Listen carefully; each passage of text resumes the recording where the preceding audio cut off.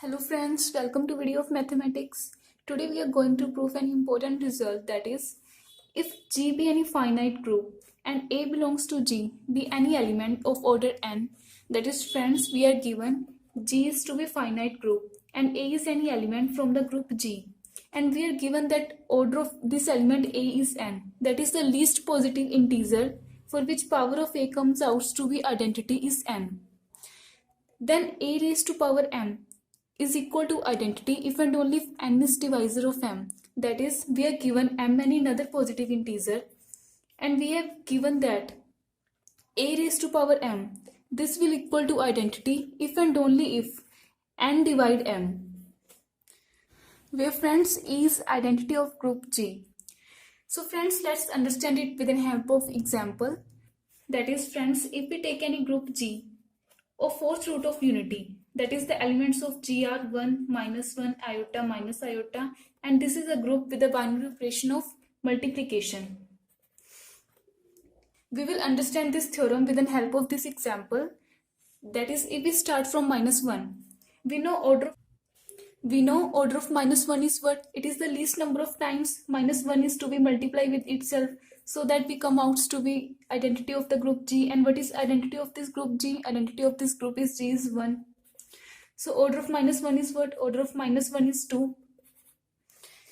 But friends, what happened when we multiply minus 1 3 times? That is minus 1 raised to power 3. It comes out to be minus 1 and it is not equal to 1. Why? If we use this theorem, because we know A raised to power m is equal to identity if and only if n is divisor of m. And that is friends, if we assume A to be minus 1 here, and we know order of minus 1 is 2 here, that is here we have given n is equal to 2. Then for any positive integer m, minus 1 raised to power m, it will be equal to identity if and only if 2 divides m. Like friends, in this case 2 does not divide 3, so minus 1 raised to power 3 is not equal to 1. But what happens when we multiply minus 1 4 times, that is minus 1 raised to power 4? It comes out to be 1. Why? Because if we use this theorem, because here order of minus 1, that is 2, 2 divides 4 here. So minus 1 raised to power 4 comes out to be 1. Similarly, minus 1 raised to power 5, it is also not equal to 1. Why? Because 2 does not divide 5. So friends, let's understand it by taking an example of iota from this group. So friends, we know order of iota is 4. That is iota raised to power 4. It is equal to 1.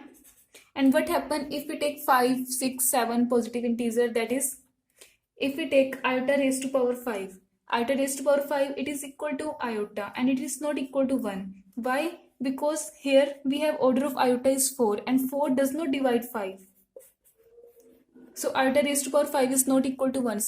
Similarly, if we consider iota raised to power 6, it is equal to minus 1 and it is not equal to 1. Why? Because 4 also does not divide 6. Similarly, iota raised to power 7, it is equal to iota, and iota is also not equal to 1. Why? Because 4 does not divide 7. But if we take iota raised to power 8, it comes out to be 1. That is identity of G. Why? Because here 4 divide 8. So friends, this is the result of if and only if, that is A raised to power m is equal to identity if and only if n is divisor of m.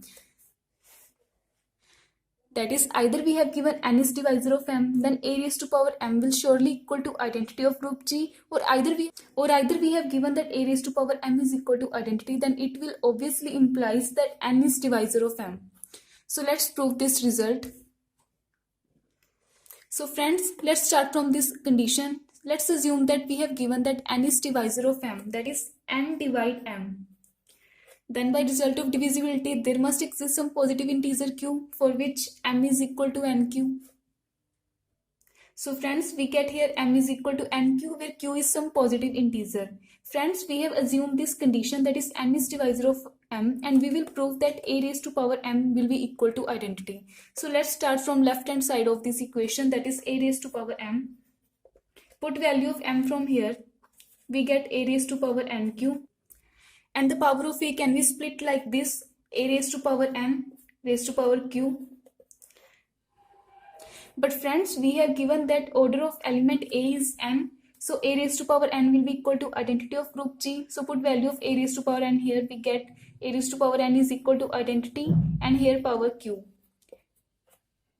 And we know for any power of identity of group G, it is always equal to identity itself. So what we get? A raised to power m is equal to identity. That is what we are to prove. So friends, we have proved that if we are given that n is divisor of m, then A raised to power m will surely equal to identity. Now let's prove converse of this part, that is, if we have given that A raised to power m is equal to identity, then we will prove that n is divisor of m. So friends, let's prove the converse. Let we have given that A raised to power m is equal to identity. And we know order of A is n. So friends, we have given that n is any positive integer and m is any integer. So by division algorithm, there must exist unique q and r such that m can be written as nq plus r, where q and r are integers and r is such that r lies between 0 and n.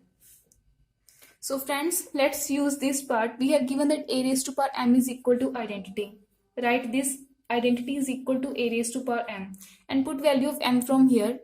It will be equal to A raised to power nq plus r, and power in addition can be split like this: A raised to power nq into A raised to power r, and A raised to power nq, this power can be split like this: A raised to power n raised to power q into A raised to power r. And we know order of A is given to be n. So A raised to power n will be equal to identity. So put value of A raised to power n from here. We get E raised to power q into A raised to power r. And E raised to power q is nothing but identity itself.